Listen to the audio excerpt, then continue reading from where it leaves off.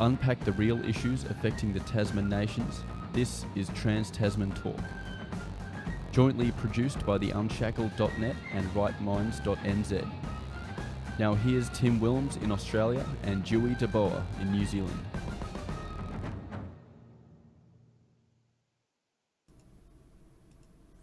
Hello and good evening. Welcome to this week's show. The date is Tuesday, the 26th of November 2019. It is 7 p.m. here in Melbourne. We are starting right on the dot. We are live on the Unshackled's YouTube channel. You can participate in the show by commenting in the live chat. And because we are on the Unshacked's main channel, you can also directly through YouTube send through a super chat. So please do throughout the show. And it is 9 p.m. here in Auckland. We are live on the Right Minds NZ YouTube channel. You can comment there, and it will be good to see all of you in the chat this evening. I've been recovering a little bit from an illness, so we're going to be keeping tonight's show on the shorter end. But thankfully I am feeling a lot better than I was 24 hours ago. So I think we will be able to have a good show. Modern medicine, it's wonderful. Yeah, and it's the kids that make you sick. So anyone who has children watching will totally understand. You get sick a lot more than you used to when you've got kids. Now, I've titled tonight's show Who's Tasman Nations, because we don't actually know who is running it. Is it the politicians we're supposed to elect?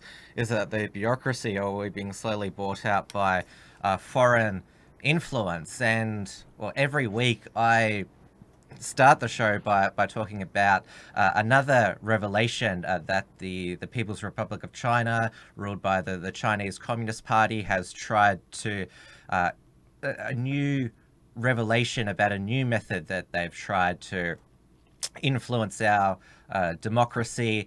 And this was unveiled by 60 Minutes, which is on the Nine Network, which also owns the Fairfax newspapers now. And it's actually good to see mainstream media company because they removed cross-media ownership laws. You're allowed to own TV and newspapers now, and basically the traditional media, they need to merge to survive and pool resources. And it would seem that the Nine Network and Fairfax newspapers have, in this situation, done this extremely well with a joint investigation. And 60 Minutes, it's had its fair share of fluff pieces over the years, but they dedicated a full show to basically revealing they interviewed a defector from the Chinese spy network, Wang Linguin, but they also revealed that the Chinese influencers in Australia had attempted to install into Australia's parliament, as it's been called, a Manchurian candidate, or we should call it the Manchurian candidate, or as I call it, Mandarin candidate. So there was this local businessman, Bonik Zhao. He was a Liberal Party member in 2015 in the federal division of Chisholm, which takes in a lot of Chinese language areas in the inner southeast of Melbourne, and which is currently held by Liberal MP Gladys Liu, who is the first Chinese-born Australian elected to the House of Representatives. And you remember, Dieuwe, that she has come under intense scrutiny over her associations with Chinese community groups, which are all, a lot of them are fronts for the Chinese propaganda. It's the National Front. What's it called? No, that's the right wing one. This is the United Front. The United Front is the Chinese organization, and they've got various different names and different arms and wings, but the organization as a whole is known as the United Front.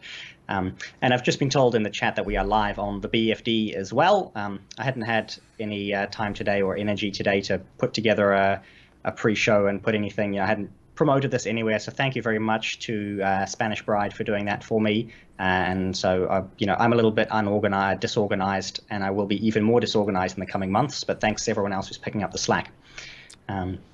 And the United Front is very much active in New Zealand. We talk about it on almost every show, but the Chinese influencers are out buying candidates, offering $100,000 to the National Party for another Chinese candidate. We have a former Chinese intelligence operative in Parliament as part of the National Party. We've got a Labour MP sitting on the Justice Committee he's chairing the Justice Committee, and he is a big fan of the communist government as well. So in New Zealand, this is not a big revelation, yet it's not something that's ever talked about. Very few people know about all of this because the media likewise has all of this very heavy CCP influence, and they obviously aren't going to talk about where all of this money is coming from. I'll continue the revelation that was on 60 Minutes Sunday night. So this car dealer, Nick Zhao, he obviously, he was quite known as a flamboyant businessman, obviously with luxury, high-powered cars, but there was a lot of financial troubles and stress in his business, and so it made him the perfect person to basically become a state actor. And he was allegedly approached by another Melbourne Chinese businessman, Brian Chen, who offered him $1 million to run as the Liberal candidate in the seat of Chisholm, which pre-selection was open at the time because the current Liberal MP at the time, Julia Banks, said she would not be recontesting that seat as the Liberal candidate, and Gladys Liu later in 2018 won the pre-selection, but that's a good bit of money, though. The candidates in New Zealand are usually a lot cheaper. And in America they shell out $1 billion or so to buy a candidate. In Australia it's only $1 million, but in New Zealand it's 100,000, 10,000, or So this car dealer, Nick Zhao, he was found dead in a motel room in the suburb of Mount Waverley, which is in the seat of Chisholm, back in March. There's still a coroner's inquiry, but they have not been able to determine the cause of death, which is quite interesting. He's dead, but they don't know. I guess that is more, I would say, sophisticated way of dealing with someone than 2 bullets to the back of the head, as it's become known. Yeah. We shall see what the coroners turn up, but my money, if I were a betting man, I would be placing that on a suicide. Yes. So what also was revealed by this defector, Wang Lingwang, was that he's only 27, but he'd already had an extensive spy career, and he said the thing that was sort of the waking up for him is that basically in his spy life they were trying to erase with fake identities, fake date of birth, erase his identity, which of course is what any totalitarian regime wants to do, basically wipe out individuality. And there's been numerous books where people in totalitarian regimes are referred to as numbers, not as people.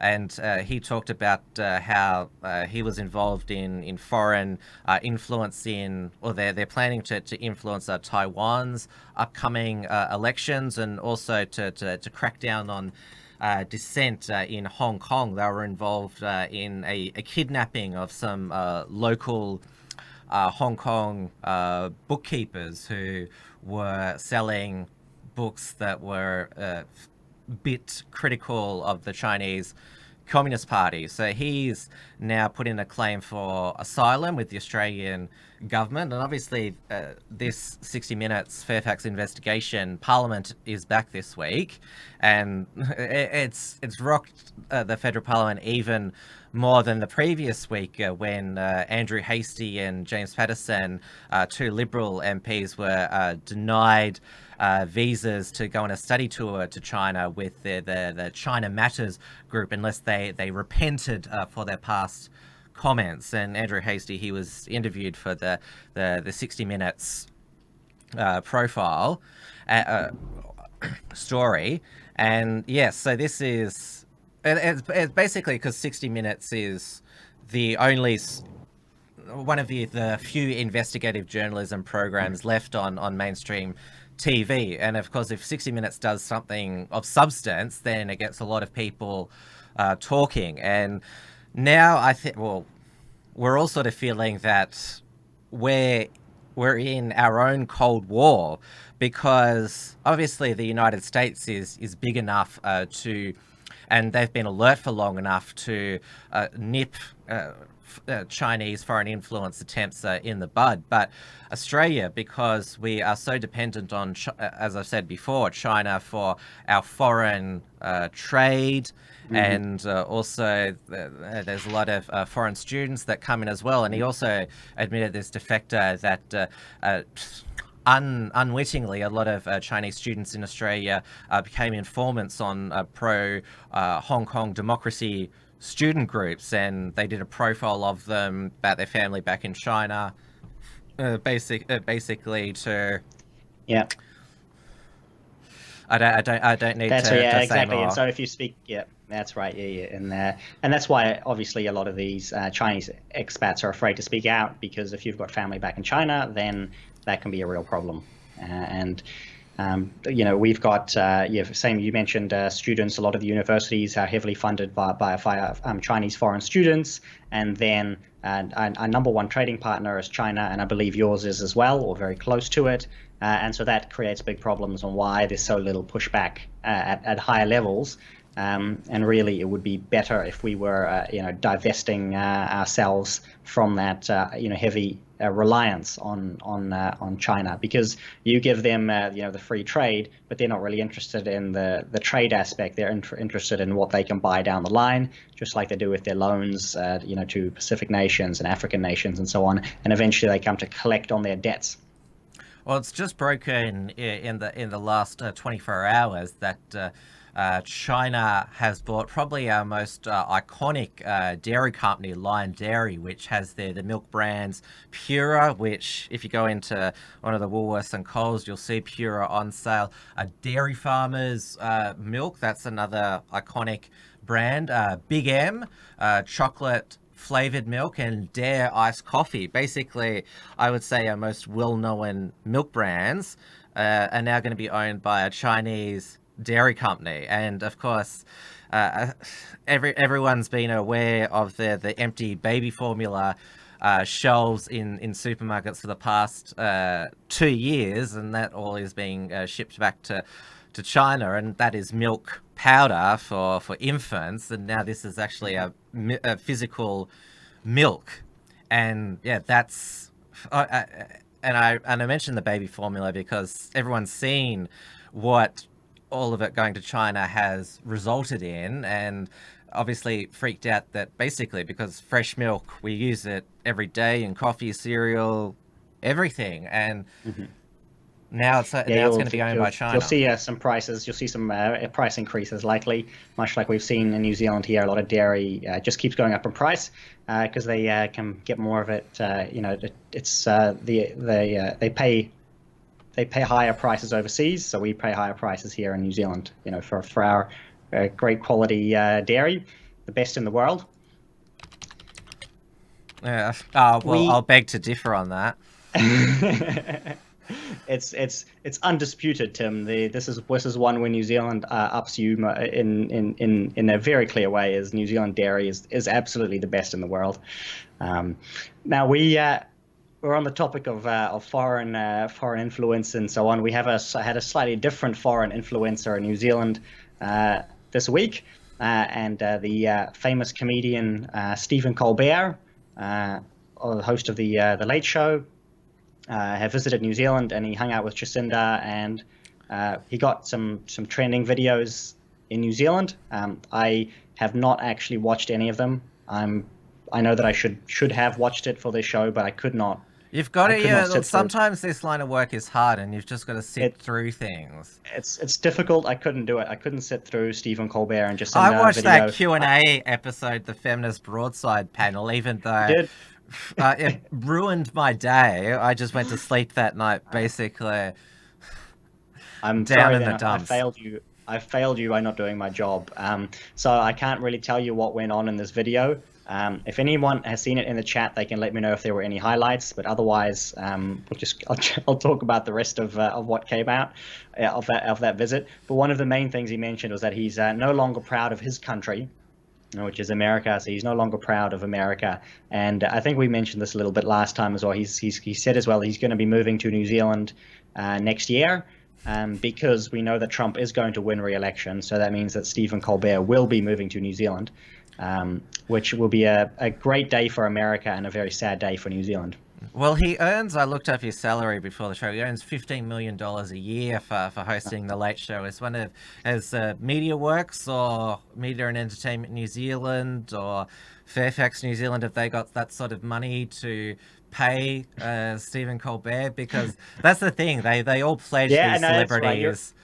Yeah, he's not coming here. When you mentioned $15 million, that's not going to happen. He's staying right where he is because he's not going to get that in New Zealand. And money comes first with these people. It always does. I remember one of the celebrities who said they would leave if Trump was elected. Barbara Streisand said she was going to move to Australia, and of course she didn't follow through with that. We were grateful for that. We don't want Barbara Streisand, or as she's known, Mecca Streisand, here. And I think I mentioned on last week's show that the taxpayers have paid him, nearly $70,000 for Colbert's visit to New Zealand.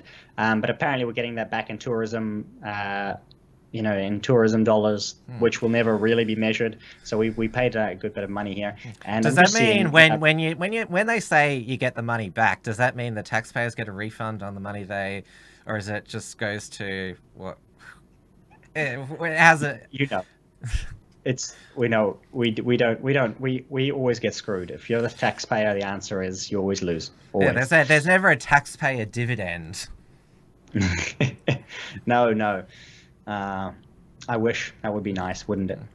We do have like tax breaks if you have kids. I talked about this before. Jacinda pays you a lot of money to have kids, so that's the way to get your taxpayer dividend is to just have more kids. So it's the one big benefit of Jacinda is you get lots more money for having children.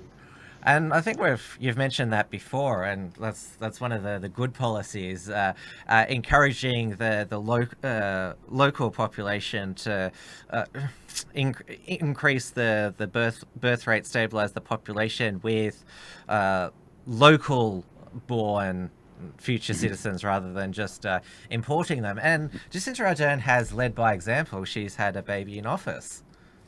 That's right, she has, and they have decreased immigration numbers slightly, I believe, but a lot of that is due to New Zealanders leaving the country. So the net immigration levels climb more slowly.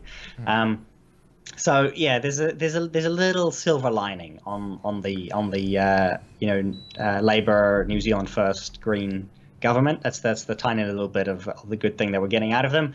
And I got to finish up this little segment with the joke from Stephen Colbert that actually made me laugh.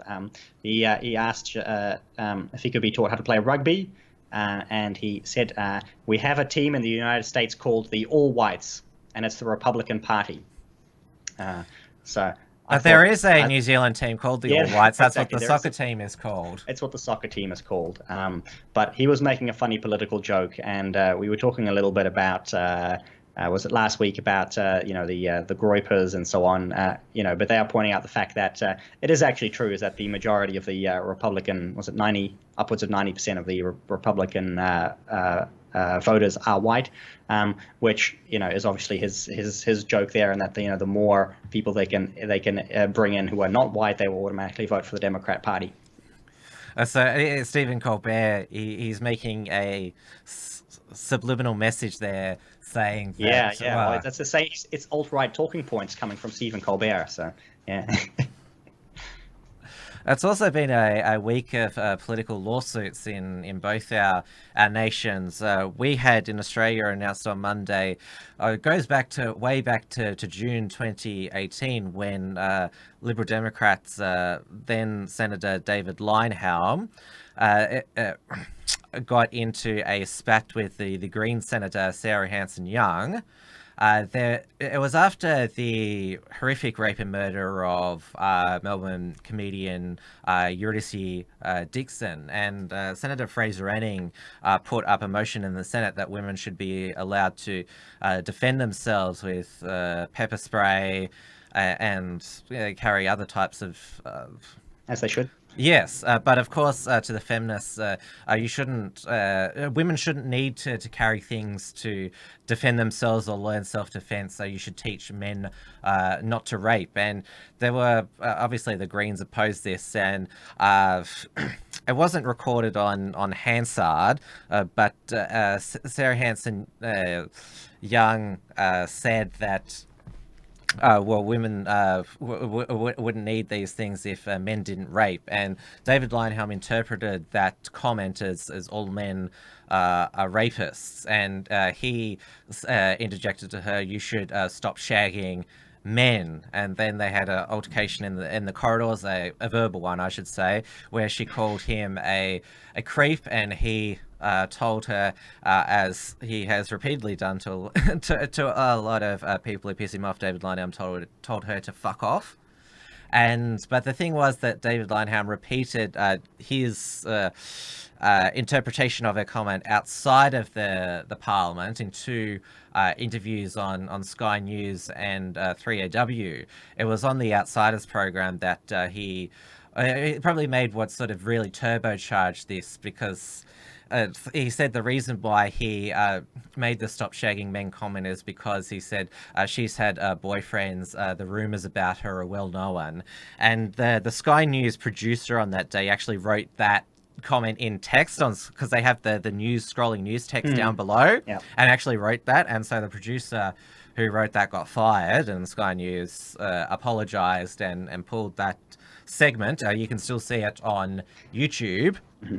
But yes, because Leyonhjelm refused to apologise, and Sarah Hanson Young, I'll get the exact quote here, that Sarah Hanson Young felt bullied and intimidated when the comments were made in the Senate chamber, and said that she'd been slut-shamed. And so this is both sides did crowdfundings for their legal expenses. Sarah Hanson Young says she wasn't doing it for herself, but for all women who'd experienced this. And there was another, I would say, re-emergence of this topic at the end of 2018, where then National Senator, is not in the Parliament anymore, Barry O'Sullivan, he was criticising Sarah Hanson Young for calling for inquiries and then not turning up to them. And he believed that this was similar to conduct that former Senator Nick Xenophon had done. And he said in the Senate, there's a bit of Nick Xenophon in her. I don't mean that as a double reference, but there's a bit of Xenophon in her.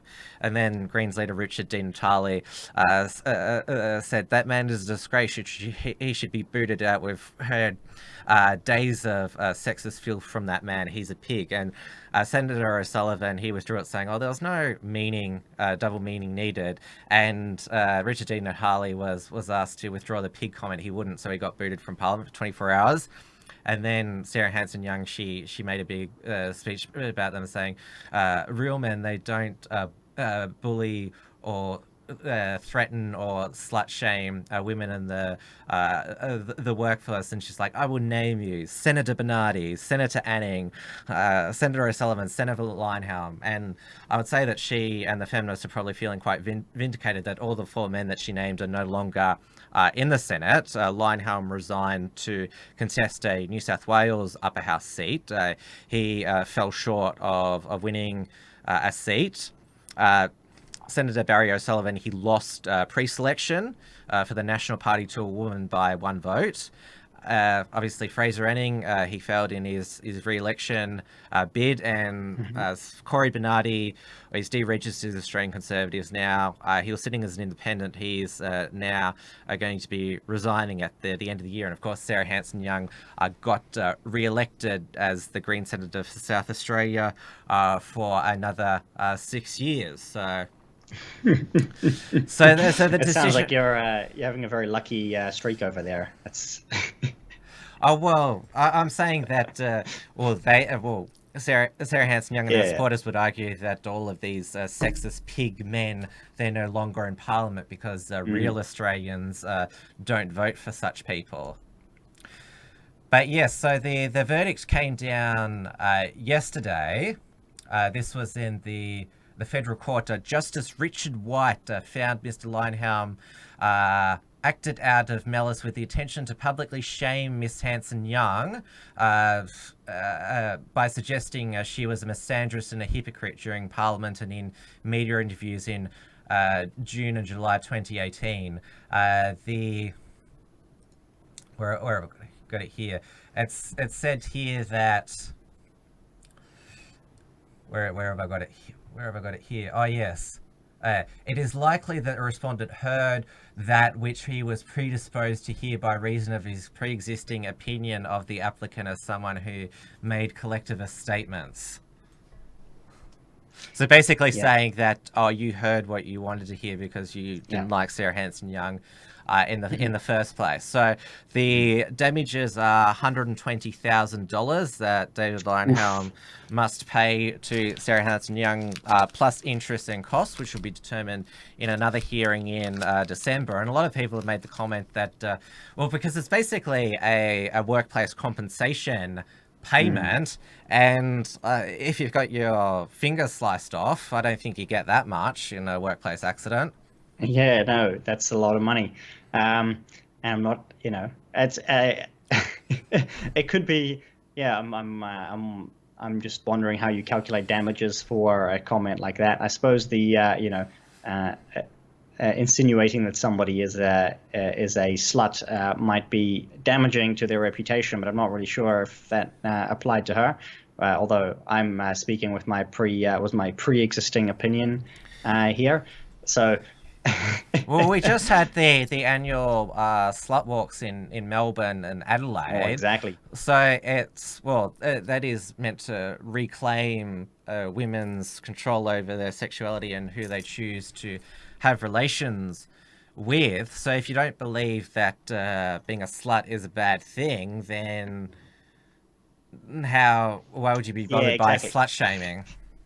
Exactly. Why is it worth 120K in damages to have somebody insinuate that you're engaging in inappropriate relations? So I suppose he will get an appeal or something in terms of he's considering an appeal. His that often is the case. GoFundMe. His GoFundMe account has received a bit of an uptick in donations. It was set up at the beginning in 2018. So we shall see how this plays out. But yes, during his time, his Senate career, David Linehelm, with his abrasiveness, pissed off and triggered a lot of people. So a lot of people on left-wing Twitter and Facebook were gloating. I'm sure that Twitter would have been overjoyed. Yes. Well, we shall have to follow along what as the next stages of this come through. But yeah, I did always enjoy Linehelm's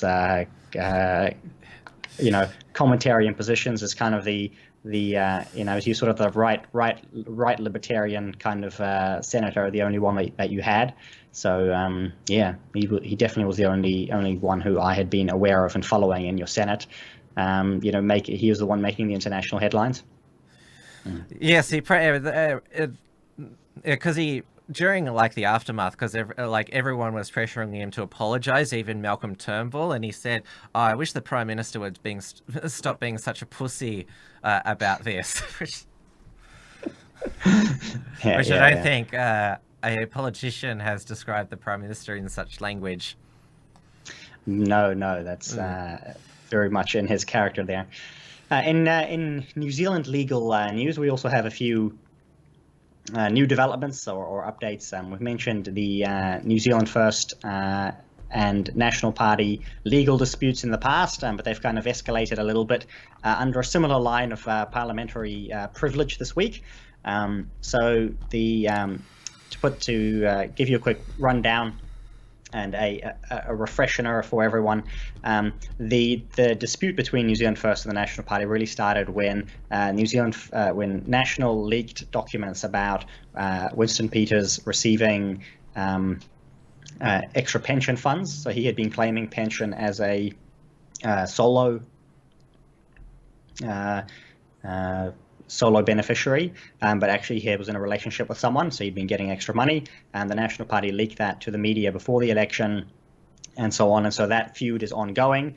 The New Zealand First Foundation has been revealed to be giving loans to the New Zealand First Party, and basically being accused of hiding who the donors are. So people donate to the foundation, and then the foundation campaigns and loans money to the party. Sounds like another political foundation. Yeah, exactly. The Clinton Foundation works in much the same way. And actually, a lot of these parties, like the National Party, has a foundation and so on. And there, the investigations, there's currently still, I believe, an investigation going on into the National Party donations that they're getting from Chinese businessmen. So that's a similar kind of setup where they funnel money through these foundations.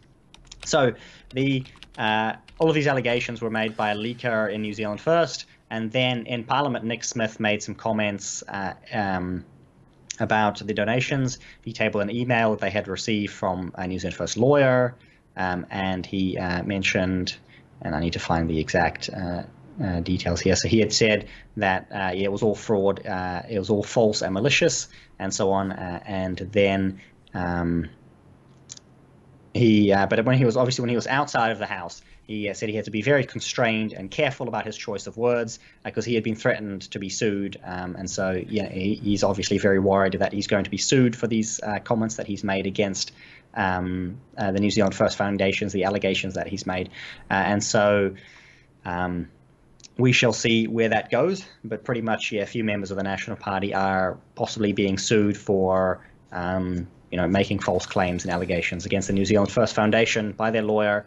And both sides are you either using parliamentary privilege or trying to sue the other party out of existence. And I think this feud is going to run itself well into the 2020 election and might not be resolved by then. So we shall see how the campaigns go. The polls are actually looking pretty good for New Zealand First at the moment. They're still polling at somewhere between 4 and 8% recently, if you believe it. And so it is the chance of National and New Zealand First working together next year is pretty much zero at this point. So most people would say they already knew that. But it doesn't mean is that back in the lead, I heard. And she is. Yeah, so she is back in the lead. Actually, in all of the recent polls, the Labour Party is very stable at about 40% or so, between 39 and 41%. Everyone else seems to fluctuate around a lot more. So, and that's enough for them to get to govern along with either the Greens or New Zealand First. So as the polls currently are, it looks like nothing much is changing in Parliament, and the National Party has no path to victory at all, and they haven't had one since the election. And obviously the ongoing legal matters between New Zealand First and National Party will make sure that doesn't happen either. So, well, obviously your centre-right conservative, the National Party has been extremely mediocre. Well, basically, ever since John Key resigned as Prime Minister, because he was the Mr. Charisma and Bill English. He was not. No, he wasn't, but he actually did get a very similar result to John Key. So the issue more is that they lost their friends, and so you need a coalition to govern under MMP. No one's ever governed alone. So the real issue that the National Party has is its inability to build a coalition.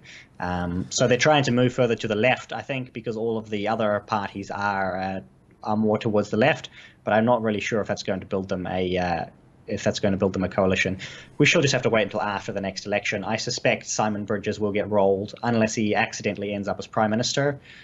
He'll be rolled, and we'll see where the National Party goes after that. Well, in my home state of Victoria, in the Australian newspaper on the weekend, there was a feature on our Premier, Daniel Andrews, his 10th year as the Victorian Labor Party leader, and one of the best political success stories of the decade. And of course, we're seeing him plunge the state's finances into the black with cost blowouts because of basically he's been doing all these pay deals with all of these public sector unions, and now he's finding that he can't keep up with basically what they're demanding. And there's a few.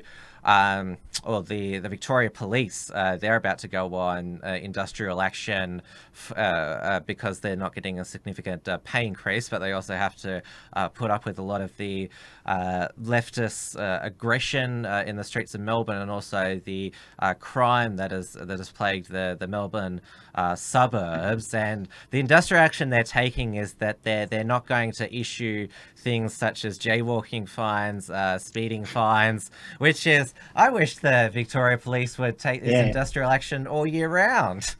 Because that sounds like a really good idea. I love it.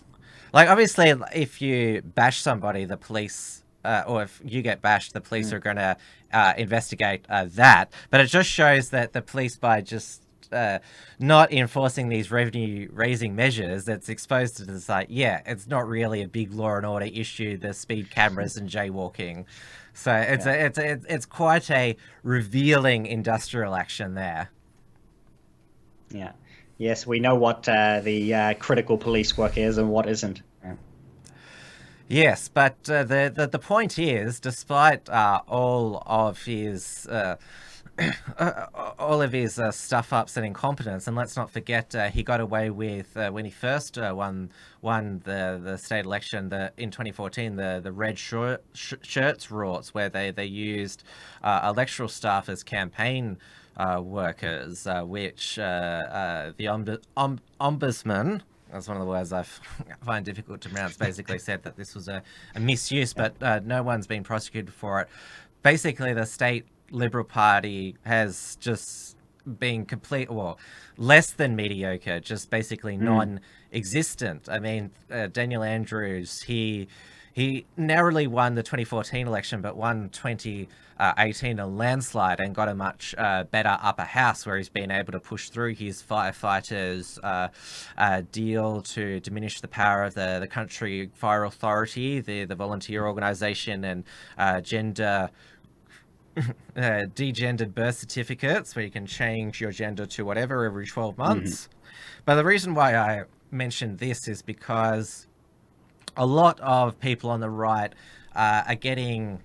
Obviously, we were pleased that Scott Morrison was able to pull off the upset victory, but I've mentioned through this before, a lot of people, they breathe a sigh of relief that Bill Shorten's not going to be Prime Minister, but now they're seeing with the drought, which is basically the work of this Murray-Darling Basin Authority flushing the nation's water out to sea, which was set up back in 2007 by the Howard government. The Morrison government has they announced a drought package, which is just throwing money at the problem. They haven't really talked about this Murray-Darling Basin Authority. And of course, the National Party, the voice of the bush, they've been in power since 2013. What have you done about the drought? Like, what's the point in electing these people if they're not going to implement the policies that their supporters or base expect? And I mentioned to you last week, the Attorney General's department, rather than using foreign interference laws to target those who possibly are acting on behalf of the Chinese government, targeted the organizer of CPAC Australia, because the American Conservative Union, or they're such a sinister foreign force. Yeah, and we get a similar thing with the complaints of looking into foreign interference with the gun lobby in New Zealand, and then nobody's looking into the UN-funded gun control groups that are getting their money from either Australia or the United Nations, and so on. So these foreign the few times they get invoked, are invoked, obviously, against the right-leaning groups rather than the even when there's a right-wing government, which basically shows that the ministers, they have no idea what the departments are actually up to. And the bureaucracies are running the show. This has been demonstrated this week. It was revealed in a Freedom of Information request by Fairfax. Last month, it was broken by Nine's political editor, Chris Wilms, that the Department of Prime Minister and Cabinet had gender-neutral bathrooms installed and had a sign saying, use the bathroom with which you identify. And Scott Morrison had no idea about this, even though it was his department. Yes. And so he said, obviously, whenever he fixed this, and the emails between the bureaucrats are like, we're having to redirect our time to fix up this bathroom issue. And of course, the lefties say, there's bushfires and droughts, and he's worried about a gender neutral toilet. But this just shows, I see it rather as another example of the Prime Minister doesn't know what's happening in his own department. Did he use the bathroom in his department's building? I mean, it's his department. Like, didn't you notice that there was this sign there? Exactly. I see you've got a super chat, Tim. I think yes, from Michael Oz Bear. Good work, boys. Keep going. Don't cuck. And always be... POB, which stands for Proud of Your Boy. So Michael Osbear, I assume that he's a proud boy, which, as they say, is the greatest Western men's fraternity that ever existed. Yes, that's right. We've got a few of those here. Not very many, but they're always good. Always good to see them. And also, Scott Morrison, this is a bit of a side note, his Daggy Dad image that got him re-elected. It's starting to wear off now, where he did overplay it for a while, but he went on a bush hike last week, and I saw that. Yes, and this is the photo that was taken by 7 News, and of course everyone commented this is Scott Morrison, and that it's got navy on the back there, and you have a look at his backside there. And so, of course, that's gone viral on social media with a lot of people talking about the Endgame Macca's incident. All right, yeah. Yes, I've spoken to you about it before. Yeah. Anyway, I mean, Scott Morrison, how old is he? He's not that much of a young He's fellow in his anymore. 50s, but Tony Abbott, he was in his late 50s when he became Prime Minister. He went for a bike ride every morning, fighting fit. Tony Abbott has been busy fighting the bushfires in New South Wales. Bring back Tony Abbott. Susan Templeman, who's the Labor MP for Macquarie, which has been affected by the bushfires in northwestern Sydney. She posed for a photograph with firefighter volunteers, which included Tony Abbott, and tagged him in it. And I'd say, because obviously she's followed many by Labor people, they were sort of like, I don't like Tony Abbott, but good on him for volunteering. Then there were a few comments like, it's his climate policies that have caused the bushfires. Mm-hmm. Well, New South Wales, it's going through a bit of a quite a wild time, because there's been extreme winds this afternoon, which have knocked down power poles, and so a lot of homes have been without power. I think I mentioned to you last week that Israel Folau, he'd gotten into trouble for saying that he did. It was God's punishment for New South Wales abortion laws. They've had bushfires, and now they're having these winds which are knocking out the power. And from what I've heard, there's now dust storms happening. Well, just a few more plagues to go, and then maybe they'll get the message in New South Wales then. Yeah. People have been saying to me, like, you're sounding, by drawing these parallels, Tim, you're sounding like you're religious. And for me, it's just pointing out the coincidences. Like, I mean... we'll make a religious man out of you yet, Tim. You'll keep seeing the signs, I've seen the comments. I was going to make the comment myself here. The locusts will be next, Tim. When you see the locusts coming, then you'll believe it. Well, it's all happening in New South Wales. So glad I'm a Victorian. And you don't want to. Well, the police in New South Wales, they've been in the spotlight as well, basically with, well, it's music season festival, so they've got the sniffer dogs out. The police minister, David Elliott, defended strip searching a 12-year-old, and the police commissioner did an interview saying that we're worried young people today, they don't respect our authority. That's basically what he said. Yep. So yeah, New South Wales is basically becoming like a police state, which, like, obviously in Victoria we want our police to arrest violent criminals, but like at least we don't have them basically getting the dogs to sniff our butts and all that sort of stuff. The dogs should be running around sniffing their own butts. That's the that's their what they like to do when they're not being used to go after other people, but I think the use of them against the party goers is probably better warranted. Here in New Zealand, they've actually stopped doing that. So the poor sniffer dogs are stuck wondering what they can do, and being put out of use, and so they are just having to stick to the normal butt sniffing of their own kind rather than be out going after the young hooligans who are doing drugs at parties. Dogs just like, at the end of the day, the human companionship. Yeah, well, that's the who knows? I suppose they definitely do enjoy their work. The dogs love getting out. I wonder if Conan enjoyed. He needs to do an interview, Conan the dog, about what it was like sniffing out al-Baghdadi. Yeah, exactly.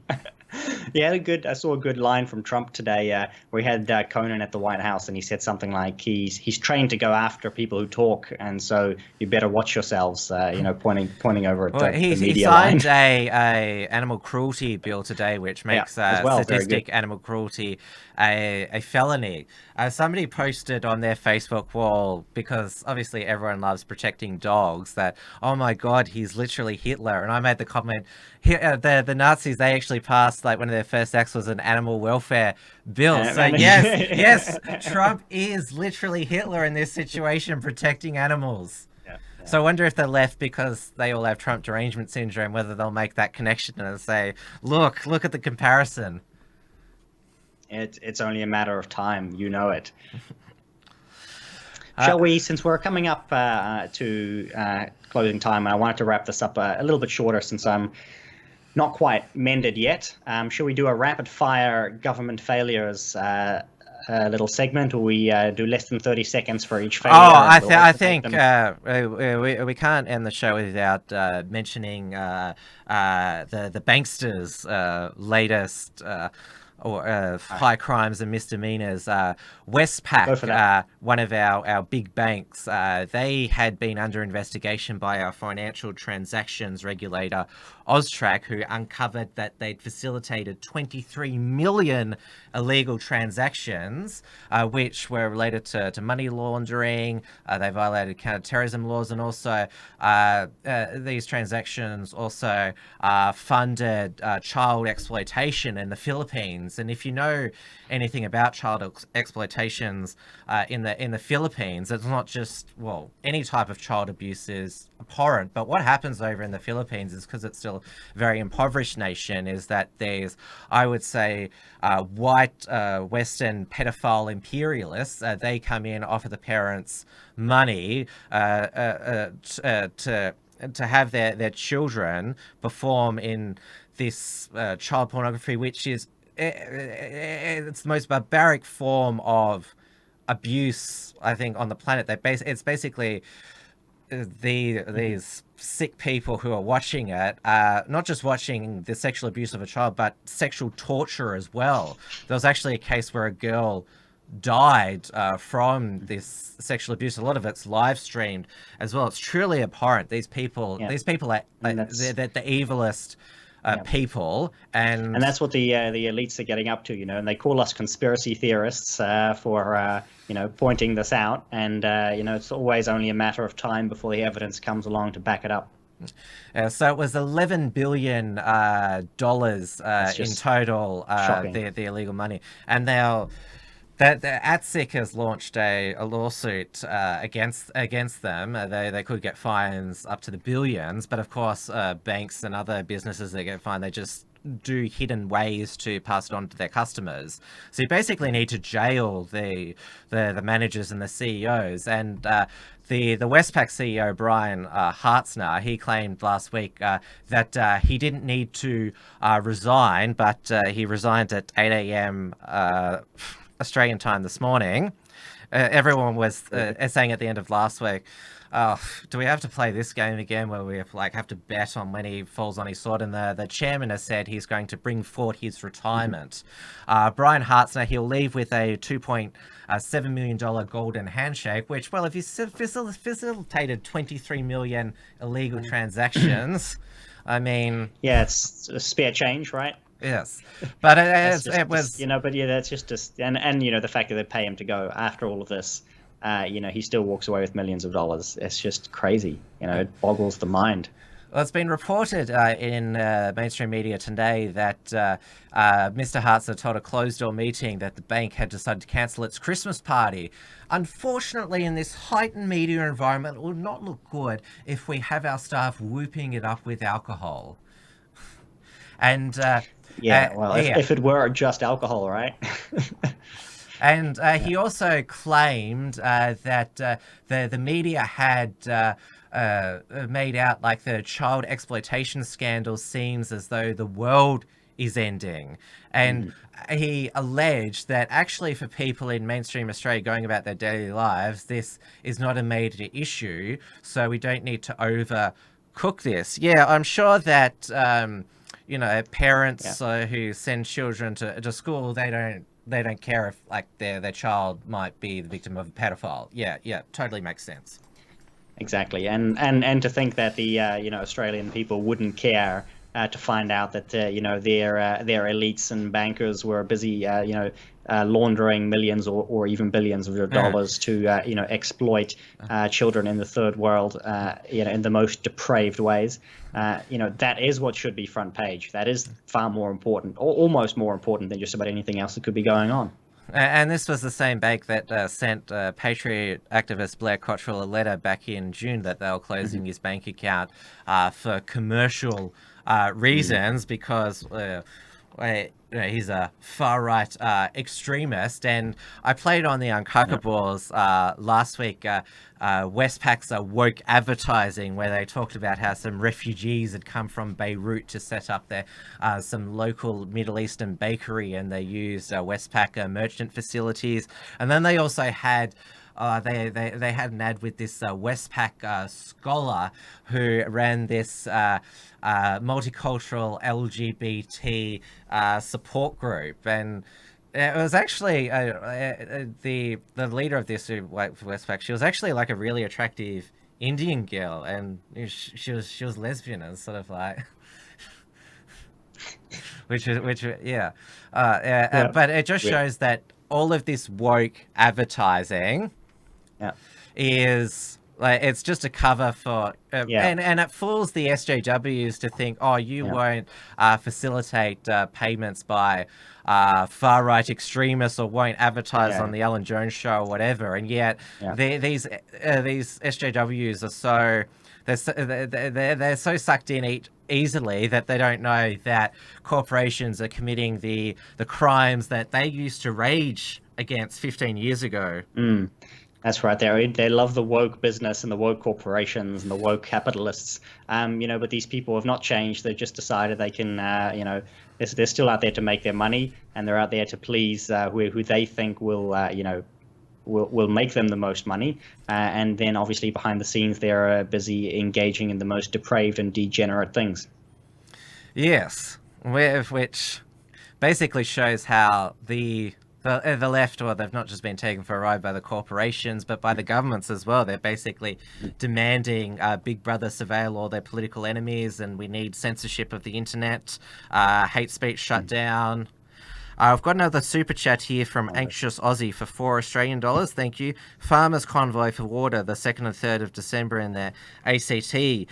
Thank you for that. You'll you should know how to email me. Send me an email with more details. You can either reach me at timwilms.com or redux@theunshackled.net, because I'd love to promote it. And it reminds me, there's also a protest on the 16th of December outside the Victorian Parliament to protest Daniel Andrews signing the China One Belt, One Road initiative. That's another thing that he and Jacinta have in common, that they both love the Chinese.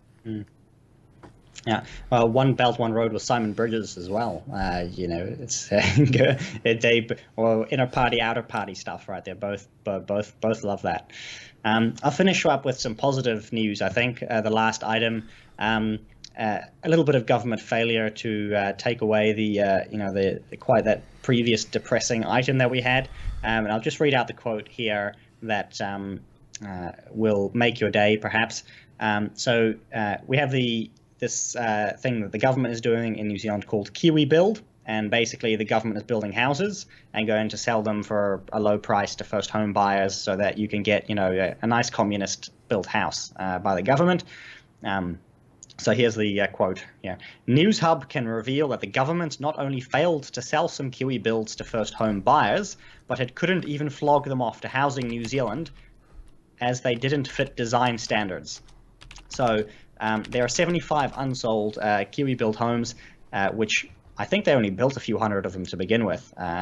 And yeah, so actually they did. So that's 1/4 of 25% of their houses did not sell, because both people in private businesses and sorry, not private businesses, but rather private families. So just average people around the country looking for a first home didn't want these houses and don't want these houses. And Housing New Zealand, which is a government agency that gives houses or gives free houses or for rent to people who are in on the benefit, or so who need housing, emergency housing, and so on.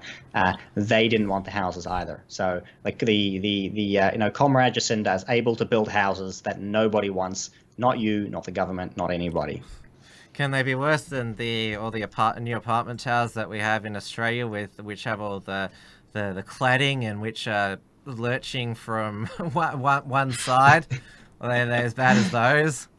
I have no idea, because as far as I can tell, there's nothing like necessarily wrong with these houses. Like, they don't look like it from the outside, but clearly the way that they've been designed is inadequate for anybody who would possibly want to buy them. Now, we've talked about a lot of foreign interference on this show, but New Zealand has once again managed to infiltrate Australian rugby. Of course, we've had the great New Zealander Raelene Castle lead Rugby Australia through an unprecedented period of success and popularity for the code. The new Wallabies coach after their World Cup failure is David Rene, who is a New Zealander. And it's also just broken in the past 24 hours that negotiations between Rugby Australia and their broadcast partner Foxtel have broken down, so they're having trouble flogging the broadcasting rights for people to actually watch the sport. So there needs to be some. Maybe they should get Raelene Castle to register as a foreign agent, given all this suspicious activity. You never know. Well, it could also be part of them going woke as well. The go woke, go broke. Hopefully, is hitting sports a little bit. Oh, not too much. I'm still a sporting nut. Oh yes, well, yeah. Well, you might be, but at some point you got to make you got to stand up for what you believe in, Tim. You got to say, don't give any more money to these businesses who have gone woke.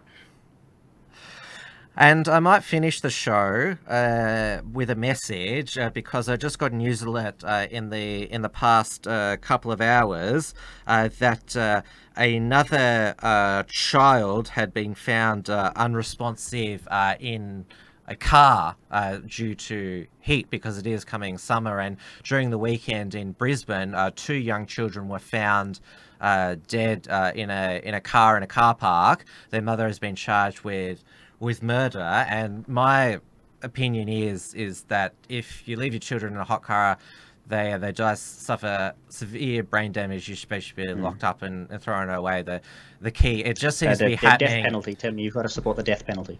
It just seems to be happening more and more every summer, which I guess says a lot about modern parenting. So please, young parents, always, if you're going out to places with your children, take them out of the car. Even if they're difficult in the supermarket, that is a small price to pay, rather than them cooking in a car, which on a 30-degree day can be 50 or 60 degrees, because this is such an appalling thing that's happening in Australia. Please, parents, take more responsibility, be better parents, and care for your children.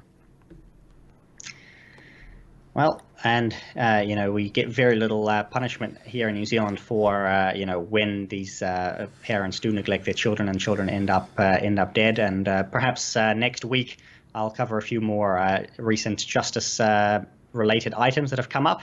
But we have run out of time now, and as much as I promised to keep this show short, we haven't done that. It's too much fun, and we just can't stop talking. So I hope everyone's enjoyed the show as well. And yes, last opportunity for our live audience here on the Unshackled to send through a super chat. We'll just run through the reminders at the end of the show. Of course, as we mentioned, this show is on the Unshackled YouTube channel and Right Minds channel. It is also in podcast form on my Wilms Front podcast feed, which if you go to timwilms.com, you can see the Apple, Spotify and other podcasting platforms that it is on. I'll be back with Wilms Front tomorrow night, 7 p.m, when I'll be talking to local China expert Dave Lee, not just about the Mandarin candidate that we talked about tonight, but obviously there's been the Hong Kong local elections where the Chinese puppet candidates got flogged, and there has also been the New York Times. They didn't actually, they just got a document dump of what the Chinese Communist Party and Xi Jinping in particular are doing to the Uyghur population with the re-education, cultural genocide camps. So it's interesting there that New York Times, the only time that they did some proper journalism was when they published a document dump. All they had to do was translate the documents, exactly. Which is, wasn't there some other news outlet which they're extraditing the editor of that to the United States for doing exactly what the New York Times just did? Yeah, I forget his name. He's like a really famous guy who's rotting in an embassy somewhere. Yes. Yeah, so it's okay when the New York Times does it, but not when Julian Assange does it. Exactly. But yeah, that's the only way that New York Times actually does good journalism, when they just publish stuff that they've been given. Documents. Yeah. But yeah, so I'll be talking about that with Dave Lee tomorrow night, and then of course Thursday night. Show. The Thursday night will of course be the weekly edition of the Uncackables. There's been more in the Groiper wars, even though the culture war tour is over. I'm not sure if you heard, Dieuwe, because you've been, I republished your article on the Groiper war, that Charlie Kirk has been forced into somewhat of a back down on some of his extreme positions on mass legal immigration. He published an op-ed in American Greatness where he sort of said, we sort of need to come to a conciliation, but didn't go as far as to basically say, I'm ready to negotiate Nick Fuentes, and I don't think he's willing to give up supporting degeneracy. Yeah. That's right. I did see that just before I got sick. I think that was published on the Friday or maybe early on a Saturday or something. And yes, he has given up on a few issues, but that was by no means a full surrender. No, it's sort of a tactical defense. Yeah. And check out Faith Goldie, her new mini documentary for Vidare about the Groiper War. She just keeps getting better and better, Faith Goldie, ever since she left Rebel Media. She is just so unapologetic about everything. To think that she was once with Rebel Media. Well, they've had a few good people come out of Rebel Media and a couple of duds. You know, it's been a good organization overall for me, anyway. Yes, I mean they're still at it there. Justin Trudeau dropped his lawsuit against Rebel News, as they're now known, to challenge their news credentials to cover federal debates. Yeah. He's keeping it up. It's good. Of course, if you want to support the work of The Unshackled, you can take out a premium membership at theunshackled.net/membership, or directly donate via theunshackled.net/donate, where for the moment on Patreon, on PayPal, and we also have a Subscribestar as well. And you can find me on rightminds.nz. You go to /donate if you'd like to contribute, and also my writings appear on thebfd.co.nz as well. And of course, other Unshackled productions, Detonation by my colleague Steel Archer, live most weekday mornings on its dedicated channel, and it has its own website, steelarcher.com. And a new episode of The Report from Tiger Mountain with Richard Wollstonecroft is out, with another one coming out later this week. So plenty of happening at The Unshackled, and of course, we're still publishing regularly articles at theunshackled.net. And we will see you all next Tuesday at 7 p.m. Melbourne time and 9 p.m. Auckland time. Good night, everyone. Good night.